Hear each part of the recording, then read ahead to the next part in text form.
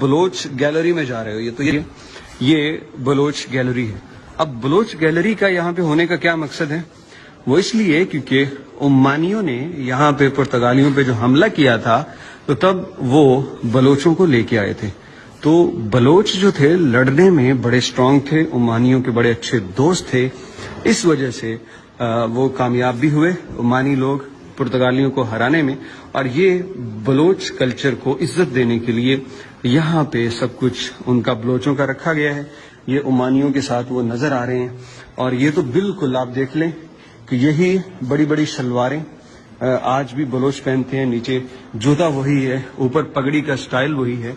تو بلوچستان بڑی ایک رچ ہسٹری رکھتا ہے اور عربوں کے ساتھ اس کے بڑے اچھے تعلق رہے ہیں. آج بھی جو بلوچ ہیں وہ قطر، کویت اور مختلف عرب ممالک کے اندر خاصی اچھے مقام پہ موجود ہیں، صرف اپنی اسی ہسٹری کی بنیاد پہ کہ وہ وفادار بہت اچھے تھے اور لڑتے بہت اچھا تھے. تو میں ہیپی ہوا کہ یہاں پہ